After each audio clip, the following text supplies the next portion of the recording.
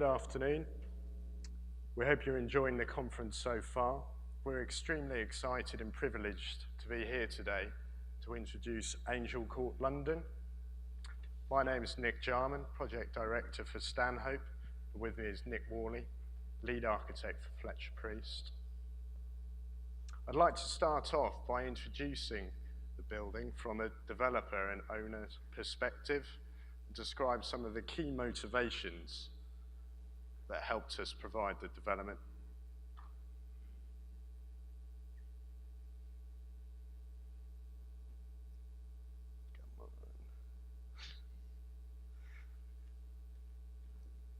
Although our counterparts, Mitsui Fudosan, weren't able to make it today, Angel Court has been an important part of the whole project team's last 8 years.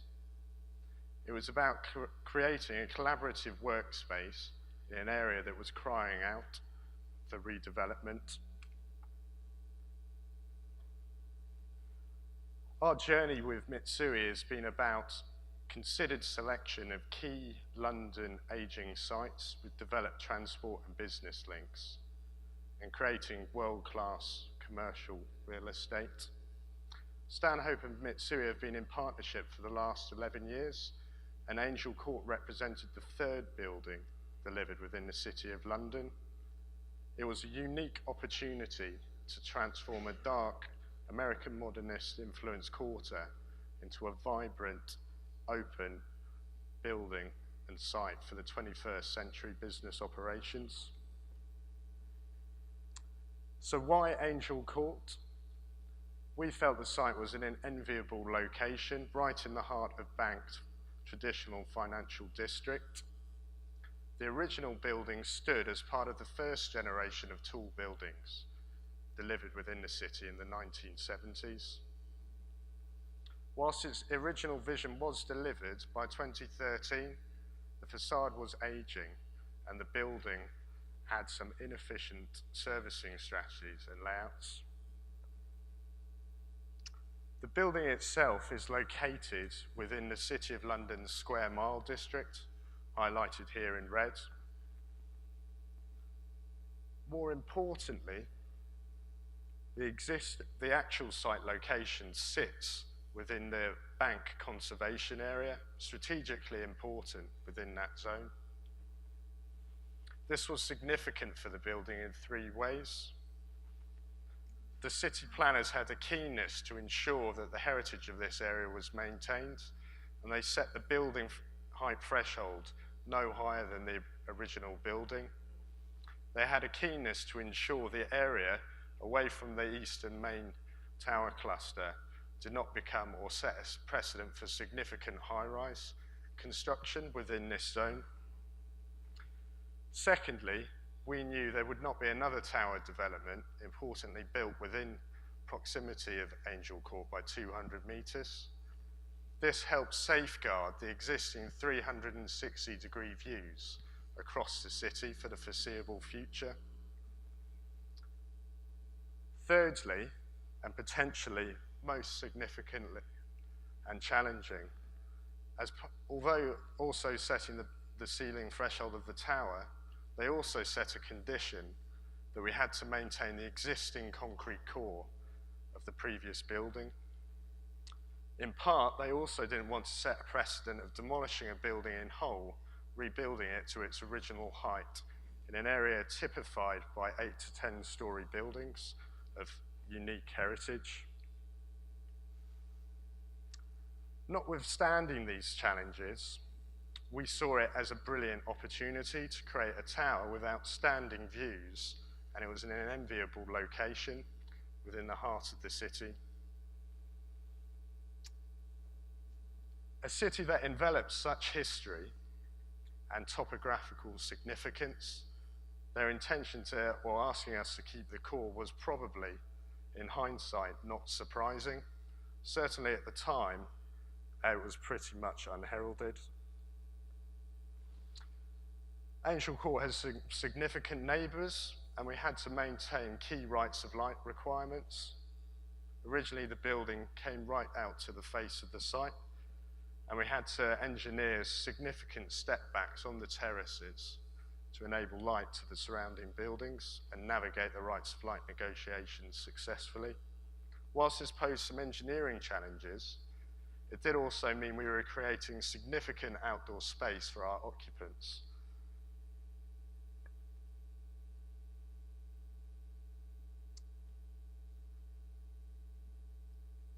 The site itself sits on a key border of City of London and private land, with 5-party wall agreements with neighbours and close, tightly knitted, private, close, hugging streets and roads. The site was logistically constrained. Despite these complexities, the team were able to design and deliver a building that was 60% larger than its previous occupier on the land. This meant 60% additional usable space.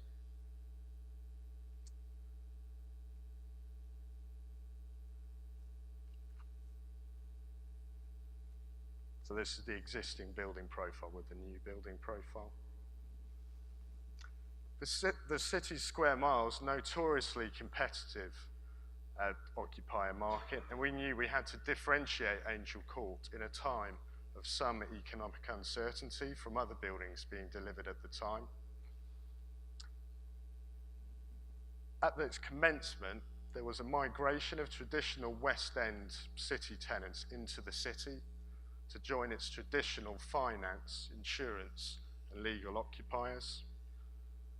Whilst we knew the tower views would provide a key draw, with Fletcher Priest, we helped curate some significant outdoor spaces, staged areas, to provide a phenomenal backdrop to the lower levels, with some luxurious and sustainable finishes to the key fit-out areas within the cores.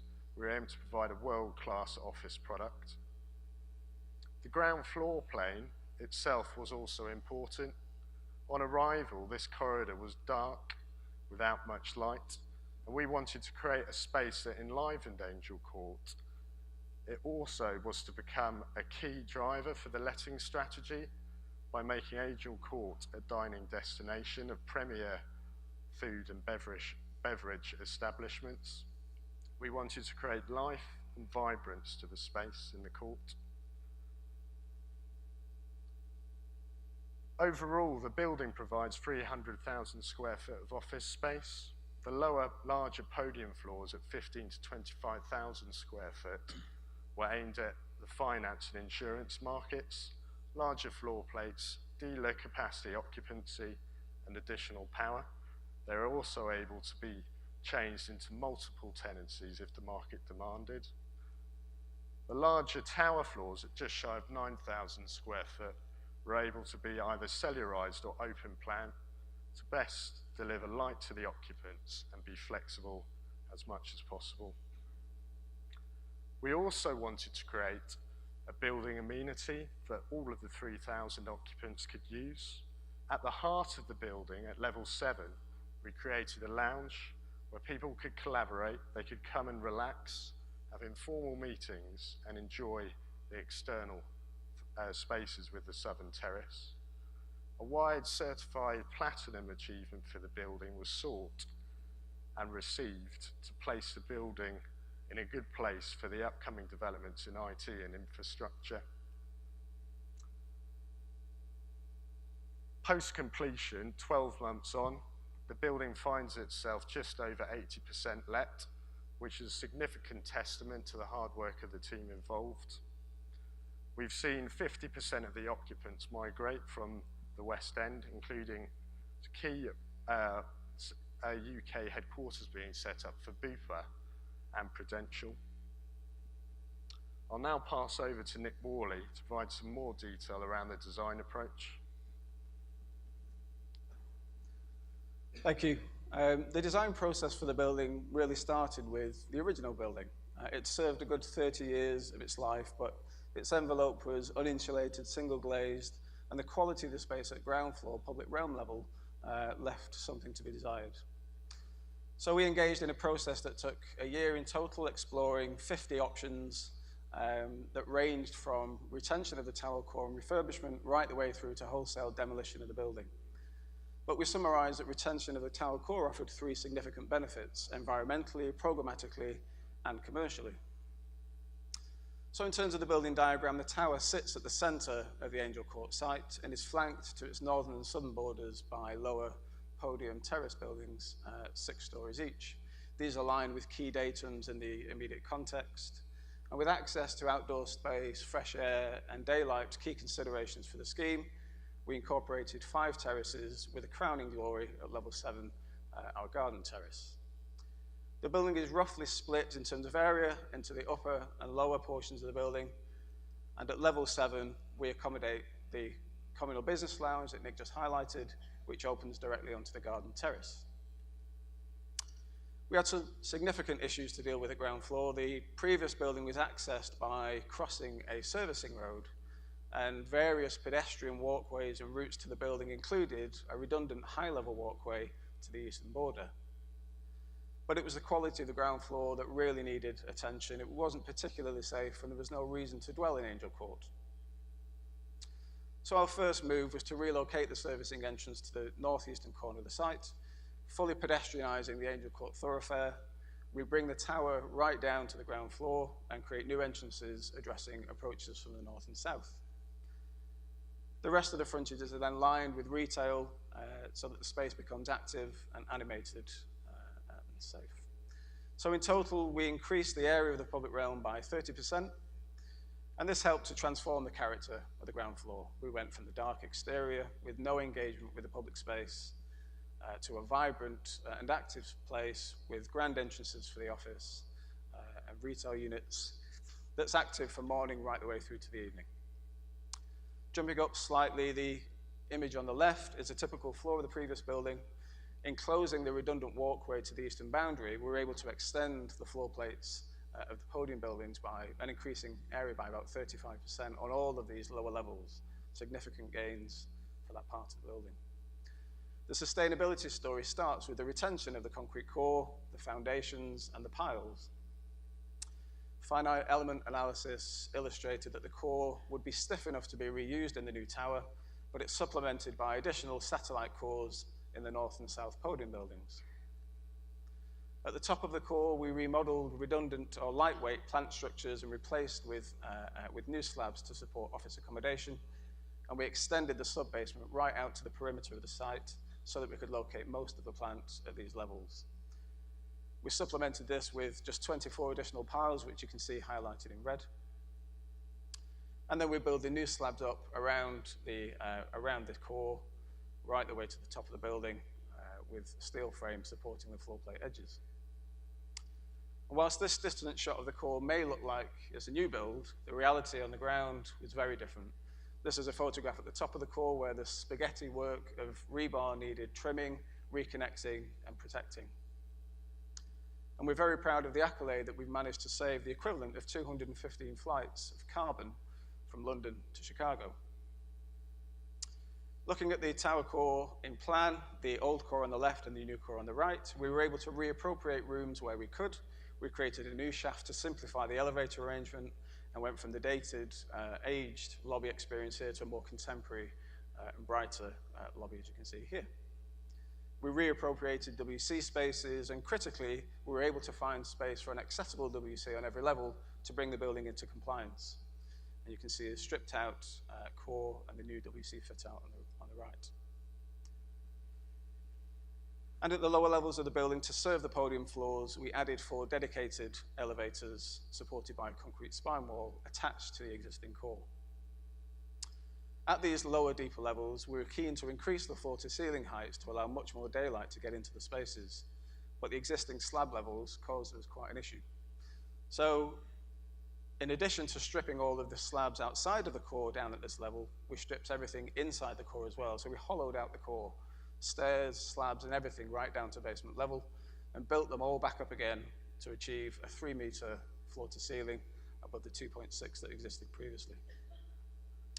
So the core is peppered with a series of new openings. We close redundant openings, and right at the basement level, we support or add stiffness by wrapping the core in a 150mm reinforced concrete jacket.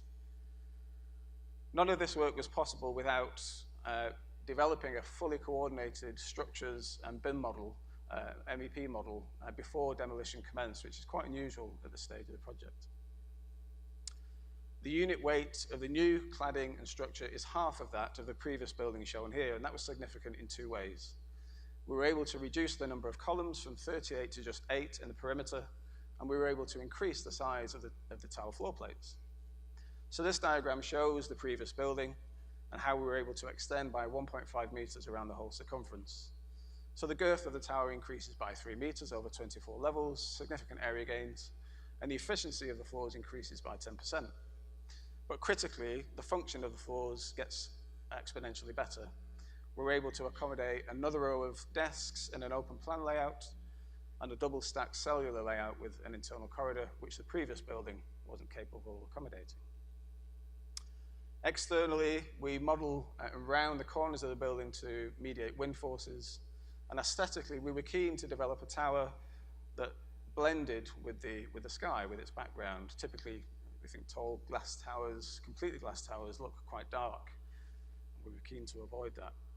We approached the City of London with this idea in World War II. The RAF painted a fleet of Supermarine Spitfires in pink, so they would be camouflaged against dawn and evening sunsets. So we presented the notion of a pink tower to the city, and whilst the idea wasn't carried any further, we do wonder, given the popularity of millennial pink, how it might have fared today.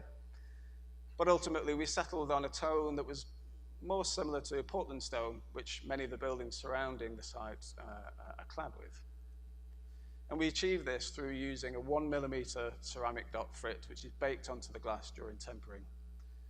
We frit the envelope to a density of 27%, so each of these glazed panels here is fritted to a density of, is 27% solid or opaque. And coupled with the vertical insulated spandrel panels, the tower is actually 60% solid, and that brings us significant environmental benefits, reduces solar gains drastically, and energy modeling suggested that the building can perform very well into the late 2030s, and with a capacity to incorporate natural ventilation, it can go even further. But we had a challenge internally. How were we going to achieve the external solid dot with a function and use of the space inside?